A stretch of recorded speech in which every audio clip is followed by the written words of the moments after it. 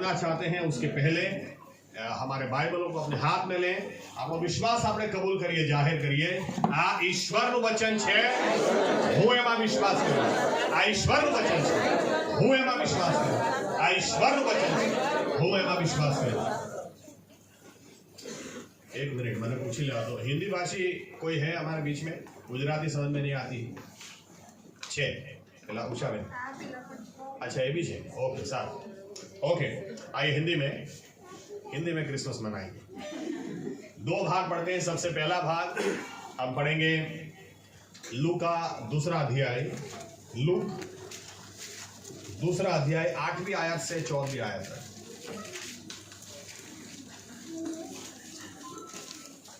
The Gospel of Luke chapter 2 verses 8 till 14.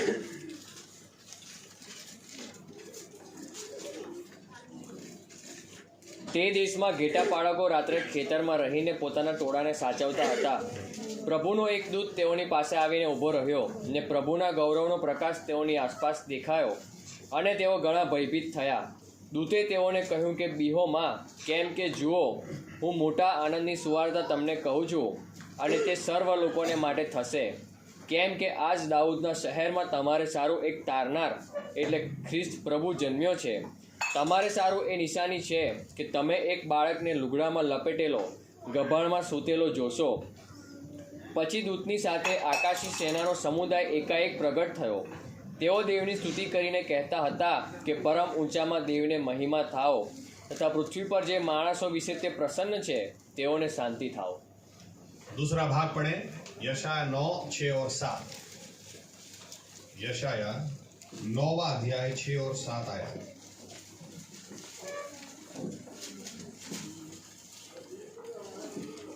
કેમ કે આપણે સારો છોકરો અવતર્યો છે, આપણને પુત્ર આપવામાં આવ્યો છે, તેની ખાંદ પર રાજ્યાધિકાર રહેશે અને તેને અદ્ભુત મંત્રી, પરાક્રમી દેવ, સનાતન પિતા ને શાંતિનો સરદાર એ નામ આપવામાં આવશે।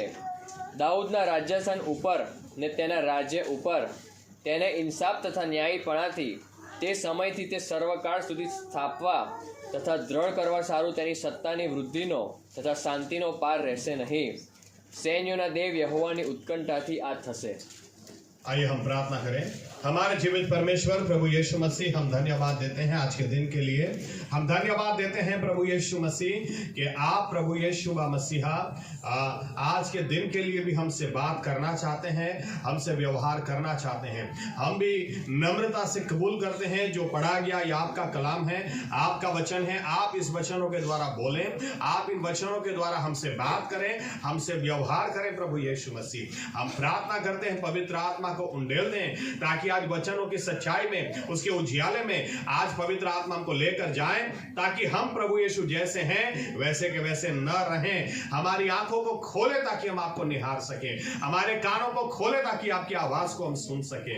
हम प्रभु यीशु हमारे हृदयों के द्वारों को खोलते हैं ताकि सामर्थ्य वचन को लेकर आप आज हमारे हृदयों के साथ बात व्यवहार करें, ताकि हम बदल जाएं। प्रभु यीशु हमें बुद्धि और प्रकटीकरण की आत्मा दें और हमसे बात कर कर, व्यवहार कर कर, आपकी मर्जी हमारे जीवनों में, हमारे बीच में पूरी कर कर मान और महिमा सिर्फ और सिर्फ आप ले।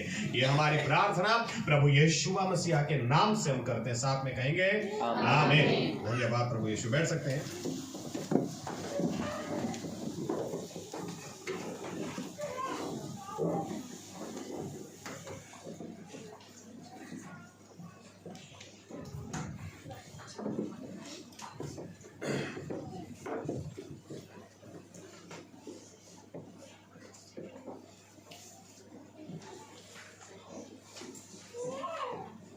क्रिसमस,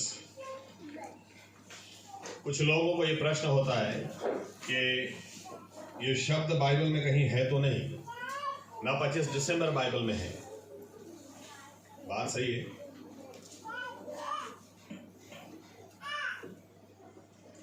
तो क्यों हम मनाते हैं? जब बाइबल में नहीं है, ये डेट नहीं है या ये शब्द नहीं है, जब भी मैं क्रिसमस बोलूंगा इसका सीधा मतलब आपको दिमाग में ये आना चाहिए, जब हम क्रिसमस की बात करते हैं हम उस प्रसंग की बात करते हैं, उस ओकेशन की बात करते हैं जब ईश्वर इंसान बनकर आए। आमीन, आमीन। तो इसमें ना मनाने वाली बात ही नहीं है, क्योंकि हर रोज क्रिसमस है। हर रोज हमको ये याद करना ही है कि आसमान और पृथ्वी को बनाने वाला परमेश्वर वो हमारे लिए इस संसार में उतर आया। आमीन। मैं जो इतिहास पढ़ता हूं उसमें दूसरी सदी, तीसरी सदी के पहले, रोमन कैथोलिक चर्च के एस्टैब्लिश होने से पहले ऐसा लिखा गया है इतिहास में, कुछ जगह पर बिलीवर लोग इकट्ठा हुए और उन्होंने आपस में चर्चा की कि जब फसह, पास्खा, पास ओवर, इसका प्रसंग होता है तो इसके ऊपर हम संदेश सुनते हैं। जब प्रथम जनित फल, फर्स्ट फ्रूट्स, ईस्टर, पुनरुत्थान, जब ये होता है तो उसके ऊपर हम वचन सुनते हैं। अलग अलग प्रसंग को लेकर अलग अलग समय पे अलग अलग वचन हमारे पास आता है। तो ईश्वर का इंसान बनना, अगर हम बाइबल में अच्छी तरह से, जो भी अच्छा बाइबल जानता है उसको एक बात पता है, ये बहुत इंपॉर्टेंट प्रसंग था। तो कुछ बिलीवर्स ने तय किया कि क्यों ना एक दिन ऐसा तय किया जाए कि हम साथ में मिलकर उसके ऊपर प्रचार करें और उस प्रसंग को हम मनाएं। वहां से ये प्रथा शुरू हुई। आमीन। तो हम क्रिसमस का संदेश कभी भी दे सकते हैं, क्योंकि पूरा साल हमारे लिए क्रिसमस है। पूरा साल हमको याद रखना है, आसमान और पृथ्वी को बनाने वाला परमेश्वर वो हमारे लिए इंसान बन के आया। उसको इंसान बनकर आने के लिए कोई दूसरा कारण नहीं था, सिर्फ एक कारण, आप और मैं। आमीन। दूसरा कोई भी कारण नहीं। इसलिए आज बाइबल में डेट नहीं दी गई है, लेकिन सही में हम जो यहां पर इकट्ठा हुए हैं, हम एक बात तो जानते हैं, हम 25 दिसंबर जाने न जाने, हम एक बात जानते हैं, हमारे उद्धार का दिन कौन सा है, वो हमारे क्रिसमस आई है। और वो क्रिसमस आई है इसलिए हम इस क्रिसमस को मनाते हैं। आमीन। इसीलिए हम इस बात को मनाते हैं कि प्रभु यीशु सब कुछ छोड़कर हमारे लिए आए। आमीन। इसका इंपॉर्टेंस हम देखना चाहते हैं। एक उदाहरण से अगर मैं शुरुआत करूं कि अगर कोई ऐसा, क्योंकि कई बार क्या होता है, बड़े बड़े कुछ ऐसे प्रसंग हो जाते हैं, कुछ बनाव, कुछ घटनाएं ऐसी घट जाती हैं, लेकिन कई न्यूज़पेपर में आते नहीं है, कुछ में आते हैं, कुछ में नहीं आते हैं।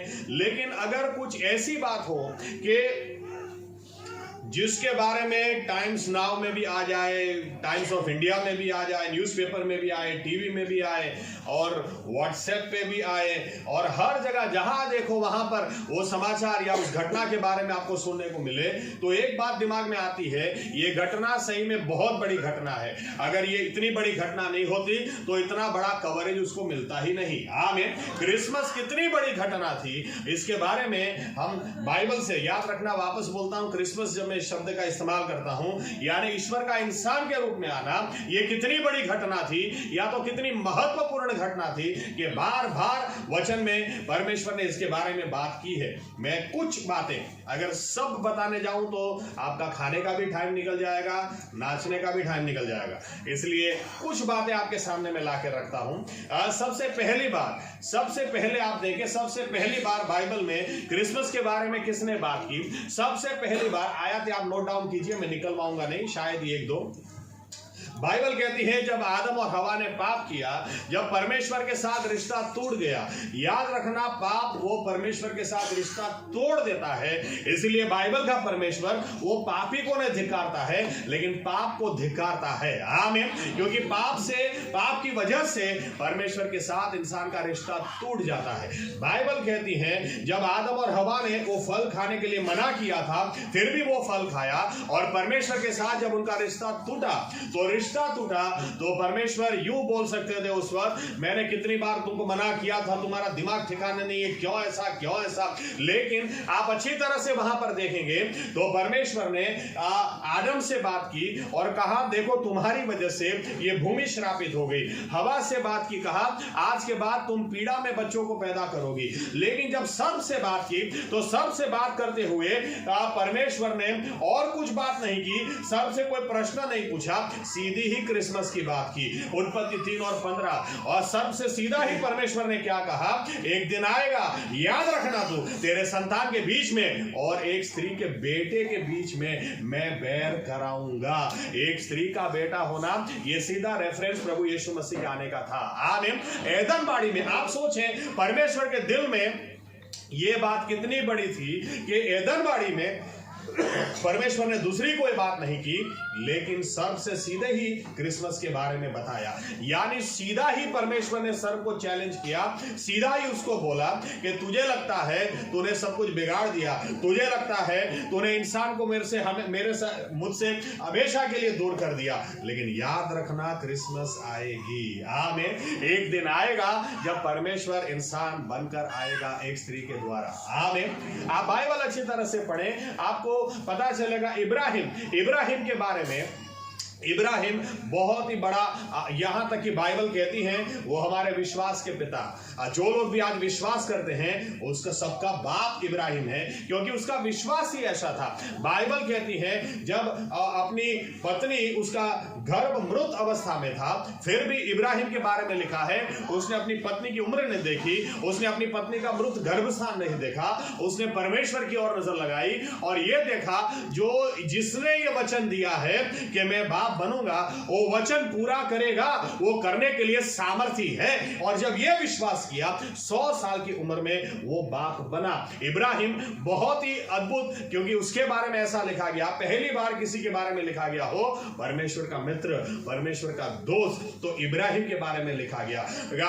परमेश्वर यहां तक कि सो गया था, उत्पत्ति 15 में लिखा है वो सो गया था और परमेश्वर ने उसके साथ वाचा बांधी। 17वीं आयत में उसकी बर्थडे के दिन परमेश्वर ने आके, जब वो 99 साल का हुआ, उस दिन आकर भी परमेश्वर ने उसके साथ वाचा बांधी।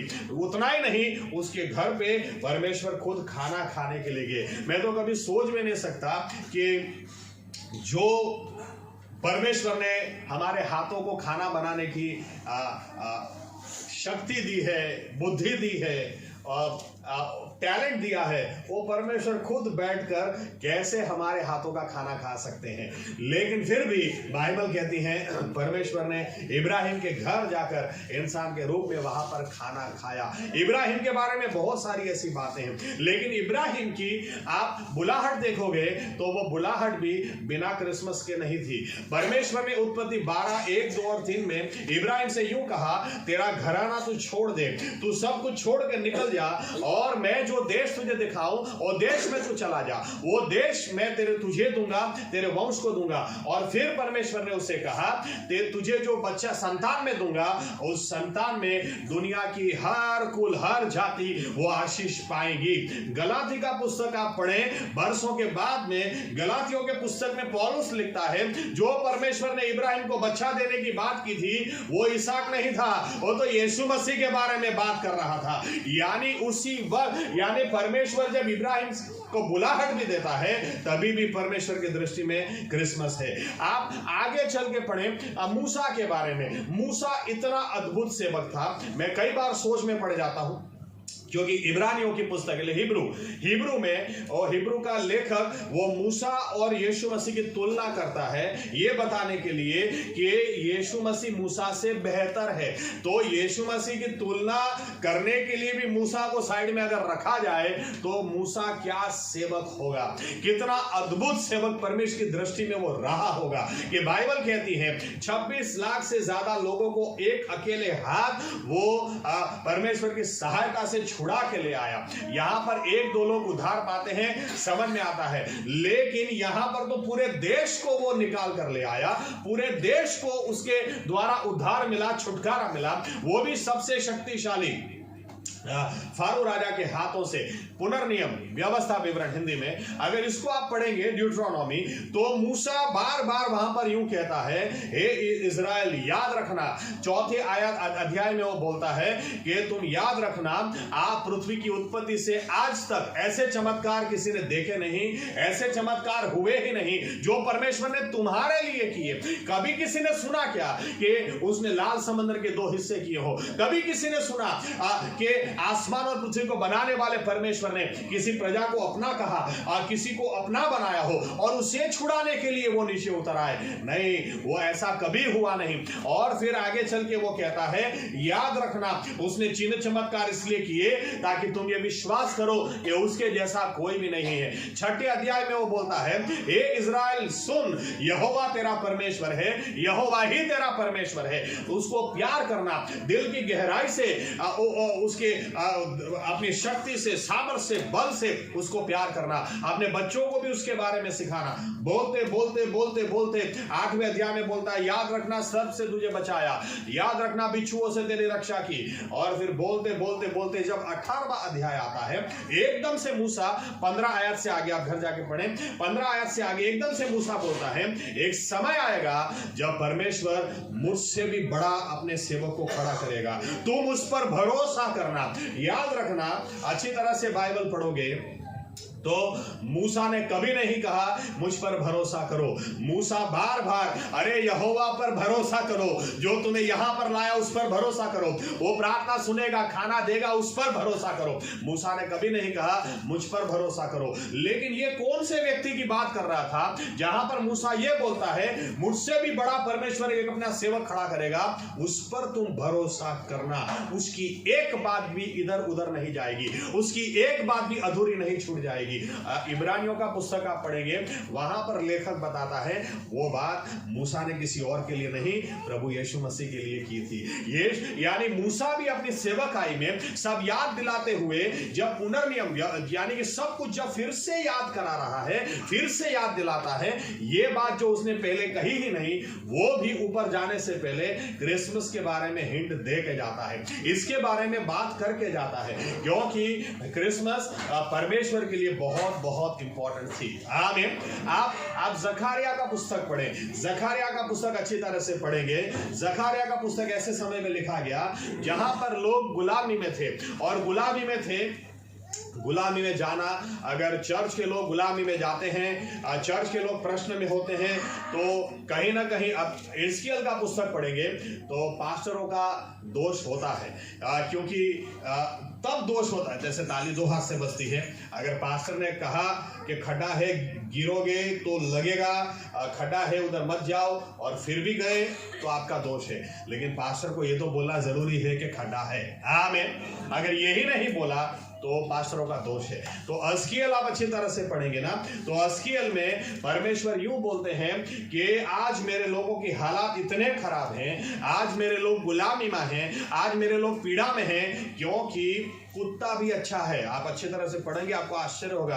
परमेश्वर बोलता है कुत्ता भी दुश्मन आता तो भौंकता है, लेकिन मेरे चरवाहे जो इजराइल पर मैंने खड़े किए हैं, इनको पता है कि दुश्मन आएगा, लेकिन ये भौंकते ही नहीं है, ये बोलते नहीं, ये खा पी के मस्त रहते हैं। फिर ये बोलते बोलते बोलते बोलते जब 34वां अध्याय आता है, तो एकदम से 23वें अध्याय में 23वीं आयत में परमेश्वर यूं बोलते हैं, हिजकिय्याह लोगों को बता, एक चरवाहा आने वाले दिनों में मैं खुद खड़ा करूंगा, और वो चरवाहा मेरी भेड़ों को खाना खिलाएगा, वो चरवाहा मेरी भेड़ों को संभालेगा। आप 23वीं आयत घर जाके आगे से पढ़ें, आपको पता चलेगा ये तो कुछ नहीं, यीशु मसीह के बारे में है। क्योंकि जब यीशु मसीह आए, उन्होंने कहा उत्तम चरवाहा मैं हूं, मेरे अलावा दूसरा कोई नहीं। आमीन। आमीन। तो हिजकिय्याह भी आप पढ़ेंगे तो वहां भी आपको क्रिसमस का रेफरेंस मिल जाएगा।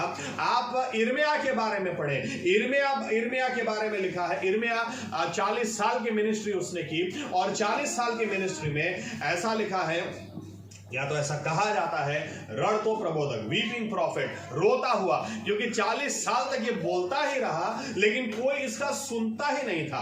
40 साल तक बोल बोल बोल बोल करने के बावजूद कोई इसका सुनता नहीं था। मैं ये यहां तक बोलता था, पश्चाताप करो, वापस फिरो, अरे तुम्हारे अच्छे के लिए मैं बोल रहा हूं, तो गुनाह में जियोगे तो खत्म हो जाओगे, ऊपर से उत्तर से राष्ट्र आएगा, तुम्हें खत्म कर देगा, तुम्हारी विधवाओं की संख्या बढ़ जाएगी, तुम्हारे मर्दों को वो मार देगा, तुम्हारे बच्चों को वो मार देगा, और बच्चे जिंदा रहेंगे, पति पत्नी खत्म हो जाएंगे। कितना रो रो के यिर्मयाह बोलता है, लेकिन उसका सुनने वाला कोई नहीं। यहां तक कि उसको एक बार राजा ने, उसने जो कुछ लिखा था उसको फाड़ दिया यिर्मयाह, और उसको खड्डे में डाल दिया। यिर्मयाह ने वहां पर से बारक को वापस बोला, बारक के मैं बोलता हूं तू लिख। और यिर्मयाह ने 9वें अध्याय में तो यह भी कह दिया था कि परमेश्वर मैं तो बोलना ही नहीं चाहता हूं, क्योंकि मेरा कोई सुनता ही नहीं है, लेकिन करूं तो क्या करूं, मैं अगर मुंह बंद रखूं तो तेरा वचन मेरी हड्डियों में जलता है, मैं बोले बिना रह ही नहीं पाता हूं।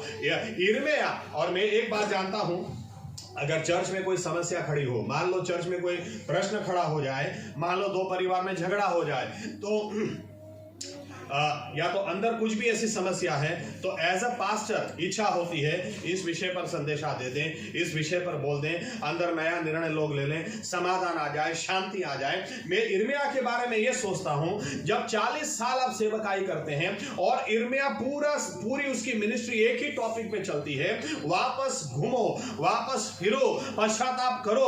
अचानक से एक दिन इर्मिया के मुंह से निकलता है 31वें अध्याय में, एक समय आएगा जब वो नई वाचा यहूदा के कुल से बांधेगा, नई नवो करार से कर से, और तुम्हारे हृदय पे नए सिरे से अपने वचनों को लिखेगा और उसके बाद तुम्हें उससे कोई जुदा नहीं करेगा। यहां तक कि आगे चलकर वो कहता है कि अगर तुम पृथ्वी की धरा को खोजने पाओ, तो अगर तुम पृथ्वी की धरा को खोजने पाओ, अगर तुम पृथ्वी से आसमान की नाप निकाल सको, तो ही मानना यहोवा परमेश्वर तुम्हें छोड़ेगा, वरना वो तुम्हें कभी छोड़ेगा नहीं। इसके बाद वापस वो अपने टॉपिक पे आ जाता है।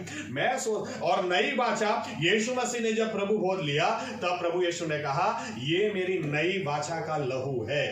इब्रानियों का पुस्तक पढ़ेंगे, वापस वहां पर रेफरेंस दिया गया। इर्मिया ने जो कहा था वो यीशु मसीह के बारे में था। इर्मिया की मिनिस्ट्री भी आप देखो, बिना क्रिसमस ये सब होता ही नहीं अगर ईश्वर इंसान के रूप में नहीं आता। आमीन आमीन। आप देखिए, और एक उदाहरण देता हूं, यशाया ने जब परमेश्वर को देखा, बाइबल कहती है यशाया ने जब परमेश्वर को देखा, उसने फेस टू फेस देखा, उसने देखा ये परमेश्वर कितना पवित्र है, कितना महिमा से भरा हुआ है। बाइबल कहती है 6ठे अध्याय में उसने देखा, 7वें अध्याय में क्रिसमस आ गई। 7वें अध्याय में वो बोलता है कि एक कुंवारी गर्भवती होगी। 8वें अध्याय में बोलता है उसका नाम तुम इमानुएल रखोगे।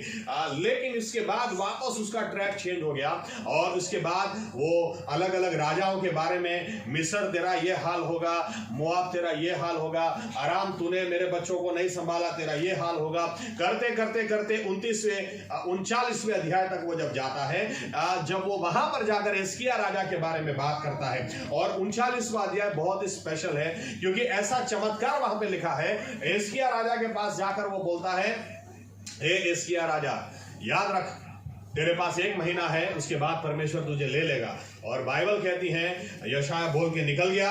हिजकिय्याह राजा तुरंत परमेश्वर से बोलता है, क्या मेरा जीवन तुझे पसंद नहीं? क्या मैंने कोई ऐसी गलती की है? मुझे अभी नहीं मरना है। और तुरंत परमेश्वर बाहर यशाया को रोक के बोलता है, वापस जाकर उसको बोल मैंने उसको 15 साल दे दिए। यशाया वापस आता है और आकर बोलता है कि तुझे परमेश्वर ने 15 साल दे दिए हैं, तू जिएगा। हिजकिय्याह बोलता है मुझे निशानी चाहिए। अब यशाया बोल सकता था, जब पहले मैंने तुझे आकर बोला 1 महीना जिएगा तो तुझे विश्वास आ गया, अब मैं तुझे बोलता हूं 15 साल जिएगा तो तुझे निशानी चाहिए। लेकिन ऐसा कुछ नहीं बोला। ऊपर से यशाया क्या बोलता है, तू बोल तुझे क्या निशानी चाहिए।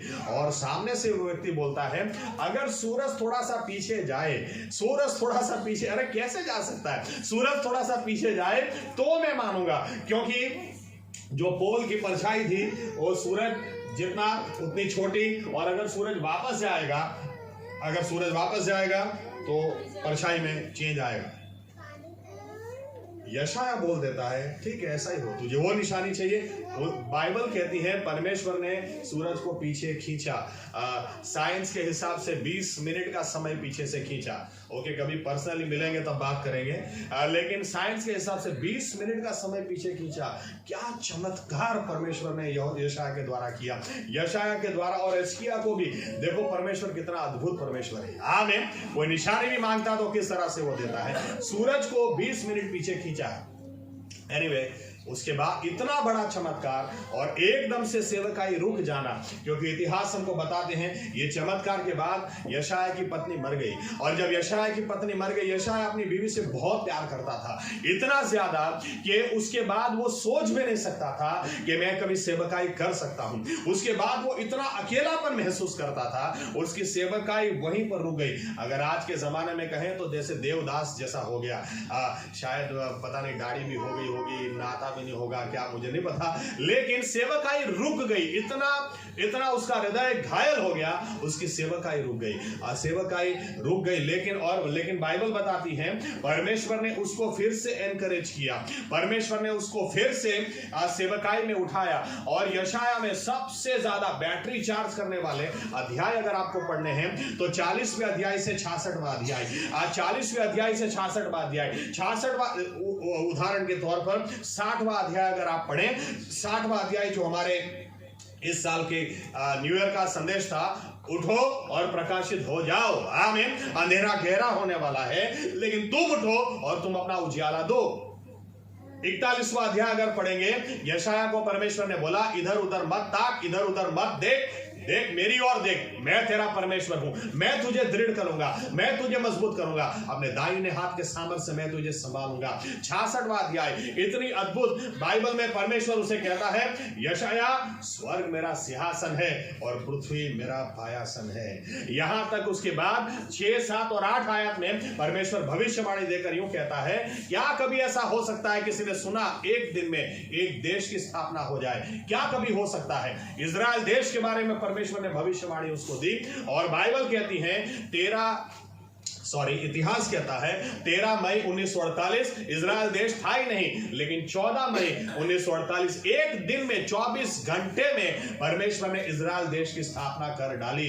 ऐसा कोई नहीं कर सकता, वो परमेश्वर ने किया। ऐसे वचन यशाया को परमेश्वर ने दिए, लेकिन शुरुआत कहां से की? उसकी बीवी के मरने के बाद जब इसकी बैटरी खत्म हो गई थी, परमेश्वर ने शुरुआत क्रिसमस से की। 40वां अध्याय वहां से शुरू होता है जहां पर परमेश्वर का वचन यूं कहता है, जो रान में कोई पुकारी रहे छे, देखो जंगल में कोई पुकार रहा है, यहोवा के लिए मार्ग तैयार करो। क्यों? क्योंकि यहोवा परमेश्वर खुद आ रहा है। हालेलुया। वहां पर भी क्रिसमस की बात, आप किसी भी पुस्तक को उठा लें, किसी भी जकारिया को उठा ले, जकारिया खुद कहता है, जकारिया को पढ़ेंगे अच्छी तरह से, वो क्या बात करता है, ये दर्शन देखा ना, वो देखा वो देखा, उसमें से एकदम से बीच में बात आ जाती है, हे यरूशलेम याद रख, वो गधी के बच्चे के ऊपर सवार होकर तेरा राजा आएगा। वापस किधर से? क्योंकि गधी के बच्चे के ऊपर कब सवार होएगा? जब वो इंसान के रूप में आएगा। आमीन। आप मीखा को पढ़े, मीखा 5वां अध्याय, ओ बैतलहम एफ्राथा, या बैतलहम एफ्राथा में, क्योंकि उस जमाने में 2 बैतलहम थे, लेकिन एफ्राथा में जो बैतलहम था, दाऊद का जो शहर था, उसी में वो पैदा होगा, उसी में वो आएगा।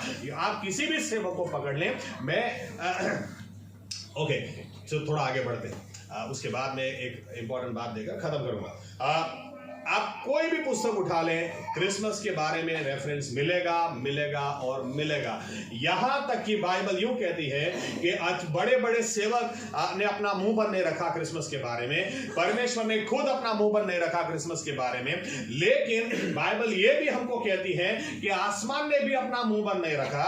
बाइबल कहती है जब यीशु मसीह इधर पैदा हुए तो बाइबल कहती है उस पार वहां पर 3 मागी, जैसे इतिहास में हम पढ़ते हैं, एक मागी ईरान से था, एक अफगानिस्तान से था और एक इंडिया से था।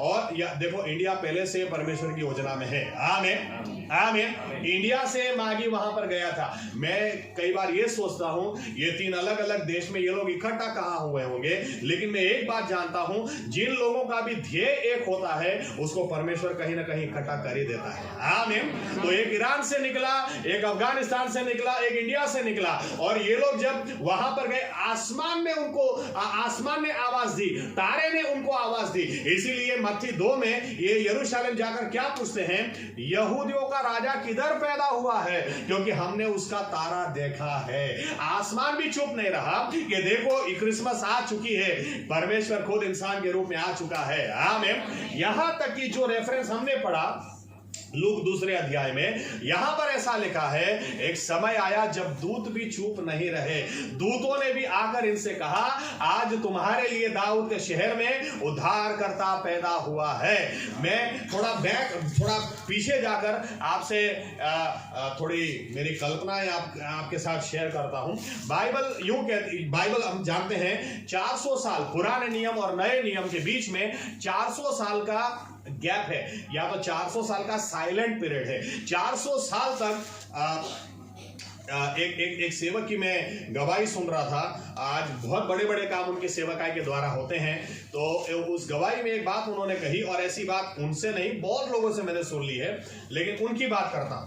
एक मीटिंग में अचानक उनकी आंखें परमेश्वर ने खोली और उन्होंने देखा पीछे लाइन में चारों बाजू दूत खड़े हैं। कोई दूत हार्ट लेके हाथ में खड़ा है, कोई दूत हाथ लेके खड़ा है, कोई दूत लीवर लेके हाथ में खड़ा है, कोई दूत फेफड़ों को लेके हाथ में खड़ा है, कोई आंखें लेके हाथ में खड़ा है। तो ये सेवक देखने लगे और पूछा कि प्रभु ये क्या है, ये सब क्या क्या लेके खड़े हैं? तो परमेश्वर ने उनसे कहा, अरे भाई, जिसको हार्ट की बीमारी है उसको हार्ट नया ट्रांसप्लांट करने के लिए ये खड़े हैं। जिनकी आंखें कमजोर है उनको नई रोशनी देने के लिए ये लोग खड़े हैं। आज जिनका लीवर फेल है उनको नया लीवर देने के लिए ये लोग खड़े हैं। लेकिन अफसोस कि कोई प्रार्थना कर ही नहीं रहा है। मैंने दूतों को इसलिए बनाया है ताकि तुम काम पे लगाओ इनको। दानियल ने प्रार्थना की और दूत काम पे लग गए, लेकिन अफसोस के विश्वासी लोग प्रार्थना कर ही नहीं रहे, इसलिए दूत आराम से खड़े हैं। नवरा दूत उबाज। मैं ये सोचता हूं 400 साल जब साइलेंट पीरियड था, पता नहीं दूत ऐसे ही घूम रहे होंगे। चलो एक आयत पढ़ते हैं, उसके बाद मैं बोलता हूं। ये आखिरी आयत होगी हमारी, पहला पत्रस 1 और 12। पहला पत्रस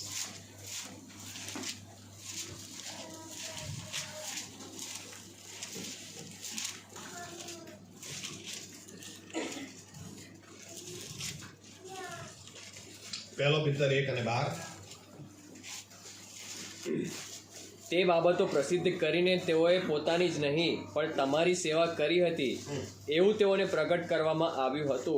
તે બાબતોના સમાચાર આકાશમાંથી મોકલેલા પવિત્ર આત્માની સહાયથી જેઓએ તમને સુવાર્તા પ્રગટ કરી તેઓની મારફતે તમને હમણાં જણાવવામાં આવ્યા, તે બાબતોની નિરીક્ષા કરવાની ઈચ્છા દૂતો પણ રાખે છે। देखो इन शॉर्ट क्या लिखा है, जो बातें तुमको परमेश्वर के दासों ने बताई, प्रबोधकों ने बताई, ये बातें जानने में दूतों को भी इंटरेस्ट है। आमीन।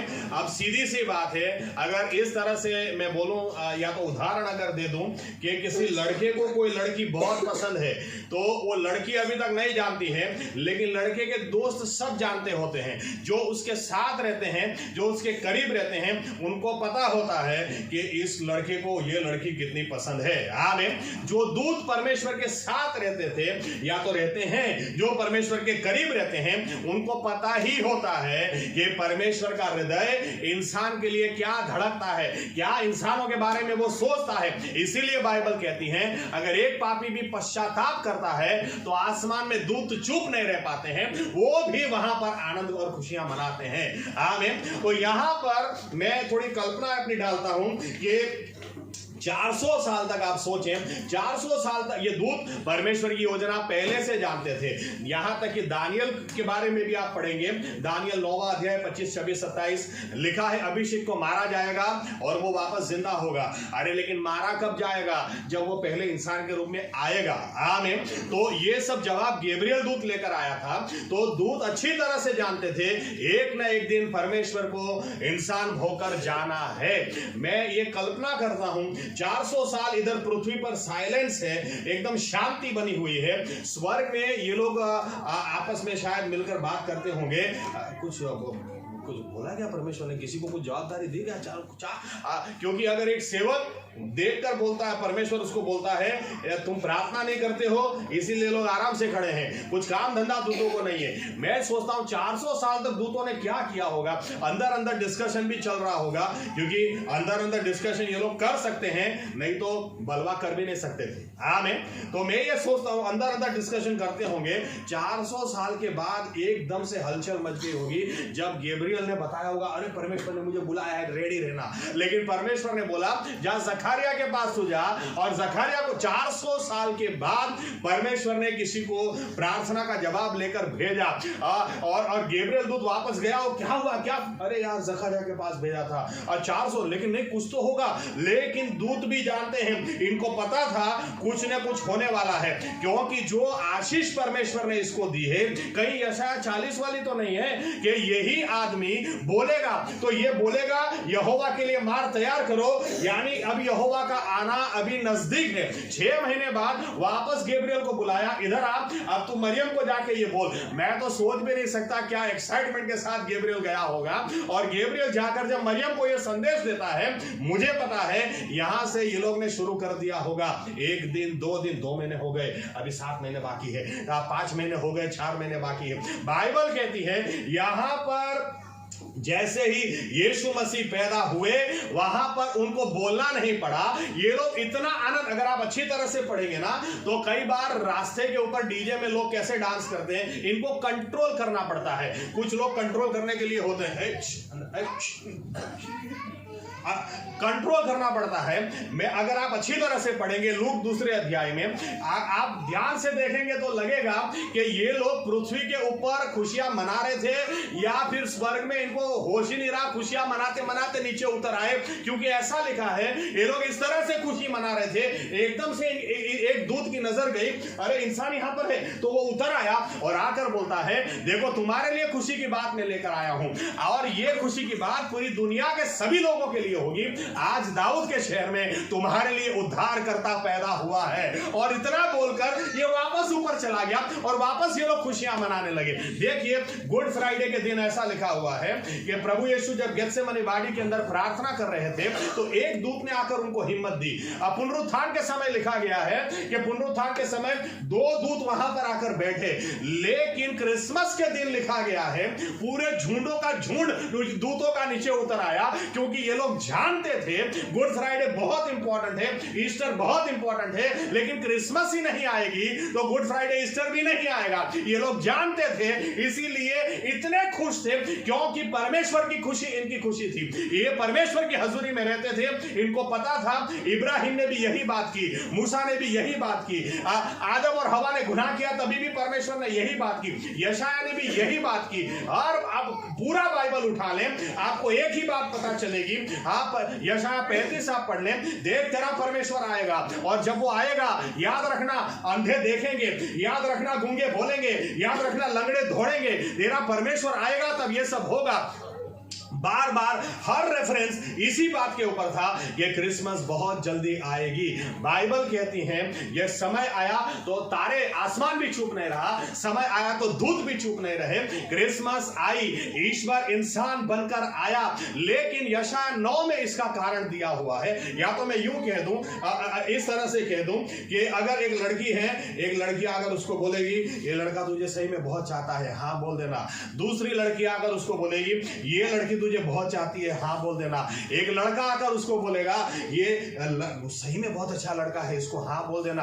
इधर से उधर से, इधर से उधर से, अगर सभी लोग उसको बात कर देंगे, शुरू में लड़की मना करेगी, नहीं भाई मेरे को कोई इंटरेस्ट नहीं है, धीरे धीरे हो सकता है, चलो एक बार सोचेंगे, सब इतने सारे लोग बोल रहे हैं तो हो सकता है, धीरे धीरे धीरे बंद उदाहरण नहीं भी बैठेगा। लेकिन आप ये सोचिए, इब्राहिम बोलता है परमेश्वर तुमको बहुत चाहता है, मूसा बोलता है तुमको बहुत चाहता है, यशाया बोलता तुमको बहुत चाहता है, जकारिया बोलता वो तुमको बहुत चाहता है, एस्कियल बोलता तुमको बहुत चाहता है। क्रिसमस क्या याद दिलाती है? क्रिसमस याद दिलाती है इन्होंने जिस परमेश्वर के बारे में बात की वो खुद सामने आकर खड़ा हो गया।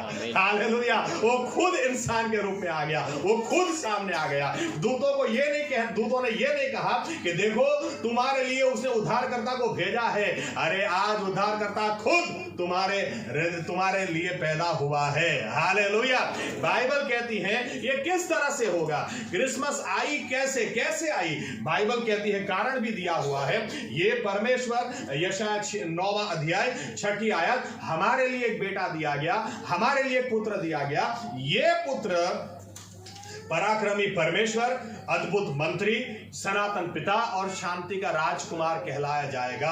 आमीन। लेकिन ईश्वर इंसान के रूप में कैसे आ सकता है? जब टेलर खुद शर्ट नहीं बन सकता, जब कारपेंटर खुद फर्नीचर नहीं बन सकता, जब बिल्डिंग को बनाने वाला खुद बिल्डिंग नहीं बन सकता, मोबाइल को बनाने वाला खुद मोबाइल नहीं बन सकता, घड़ी को बनाने वाला खुद घड़ी नहीं बन सकता, तो ईश्वर जिसने सारी सृष्टि को बनाया, हमें और आपको बनाया, वो इंसान कैसे बन सकता है, लेकिन यशायाह 9 और 7 में लिखा है, कारण दिया है, यानी उत्कंठा थी से हिंदी में अच्छा शब्द इस्तेमाल किया। किस तरह से यह होगा? उसके पागलपन की वजह से होगा। ओके, हिब्रू में जो शब्द है उसका मतलब गांडपन था। किस तरह से ईश्वर इंसान बनी कैसे सकता है? वो इसलिए बन सकता है क्योंकि आपको और मेरे पीछे पागल है। आमीन। पागल आदमी कुछ भी कर सकता है, लेकिन आदमी की तो सीमाएं होती हैं। बाइबल कहती है प्रभु यीशु ने तो सारी हदों को पार कर दिया। क्रिसमस आई ये कहने के लिए आई, वो हमसे बेहद प्यार करता है। हालेलुया। वो बेहद प्यार करता है, इतना प्यार करता है कि किसी भी, आप बाइबल का कोई भी पन्ना उठाओ, कोई भी सेवक को उठाओ, वो बिना क्रिसमस की बात किए चुप नहीं रहेगा। दूत भी चुप नहीं रहे। और परमेश्वर ने खुद आकर हमको इस दिन दिखाया कि देखो मैं तुमसे प्यार करता हूं, इतना ज्यादा। वो जानते थे हम उन तक नहीं जा सकते, तो वो हम तक उतर आए। हालेलुया। क्रिसमस हमको याद दिलाती है। कोई तो कहे कि कोई हमसे प्यार करता है या नहीं करता, अरे प्रभु यीशु हमसे करते हैं, इतना प्यार करते हैं, इतना बेहद प्यार करते हैं कि इसकी कोई सीमा है ही नहीं। आमीन, आमीन। ईश्वर खुद इंसान के रूप में आए। टेलर कभी शर्ट नहीं बन सकता, स्पीकर बनाने वाला कभी स्पीकर नहीं बन सकता, बोतल बनाने वाला बोतल नहीं बन सकता, लेकिन क्रिसमस हमको याद दिलाती है हमको बनाने वाला परमेश्वर खुद इंसान बन के आया। Hallelujah, hallelujah. कितना प्यार वो हमसे करता है कि नामुमकिन को भी मुमकिन किया। बाइबल में एक अच्छा वाक्य यीशु मसीह ने कहा, जो हृदय में होता है ना वही मुंह पे आता है, हृदय में होता है ना वही मुंह पे आता है। आप देखेंगे, मैंने उदाहरण दिया, वही उदाहरण ले लेता हूं। अगर एक लड़की को एक लड़का आकर ये बोलता है, दूसरी लड़की आकर ये बोलती है, तीसरी लड़की आकर, चौथा लड़का आकर, ये लड़का अच्छा है, ये लड़का अच्छा है, ये लड़का अच्छा है। मैं आपको इस तरह से बोलता हूं, बाइबल को 1600 साल में लिखा गया। आप देखें इस पीढ़ी में भी ये सेवक बोलता है यीशु मसीह तुमसे, परमेश्वर तुमसे बहुत प्यार करता है। पीढ़ी बदलाती है, बदल जाती है, लेकिन संदेश नहीं बदलता। दूसरा संदेश भी यही आता है, वो तुमसे बहुत प्यार करता है। 1600 साल का इतिहास है। सेवक बदलते चले गए, लेकिन जो मूसा ने कहा वही एलिया ने कहा, वही यशायाह ने कहा, वही अस्कियल ने भी कहा। आप कोई भी पन्ना उठा लें, किसी भी सदी का आप पढ़ लें, एक ही आवाज आती है, परमेश्वर इंसान से बहुत प्यार करता है। Hallelujah, hallelujah. हमको वो बहुत चाहता है। आइए क्यों ना इस दिन हम निर्णय लें कि प्रभु यीशु आप हमसे इतना चाहते हैं, तो हम भी आपको चाहेंगे, हम भी आपसे प्यार करेंगे। आमीन। आइए अपनी जगह खड़े हो जाए।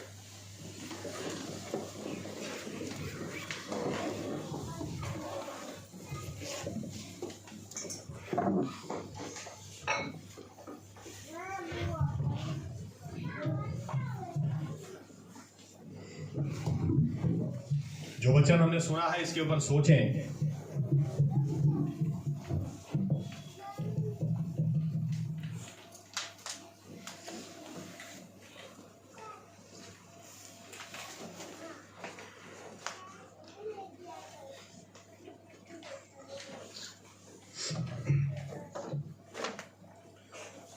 कितना महान परमेश्वर, कितना महान परमेश्वर।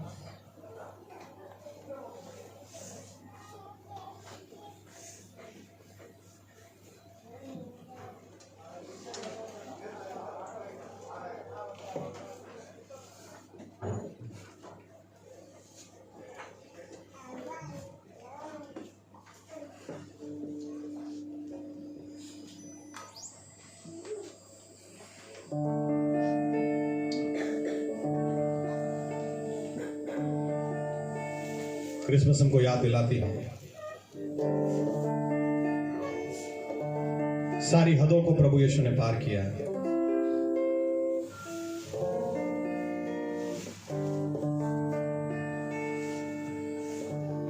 हद तो प्रीति है तुझवाड़ी यीशु जी मारा, हद तो प्रीति है तुझवाड़ी, हद तो प्रीति है तुझवाड़ी यीशु जी मारा, हद तो प्रीति है तुझवाड़ी।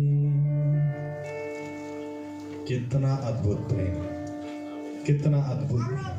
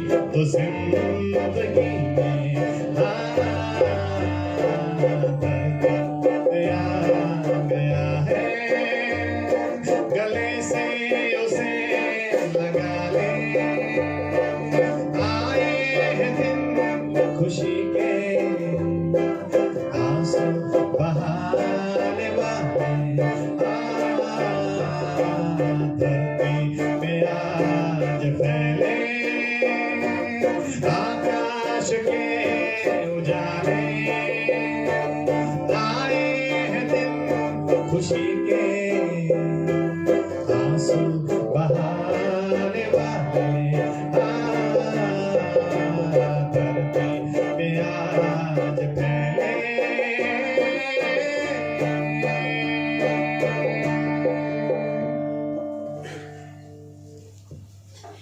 हाँ प्रभु यीशु मसीह,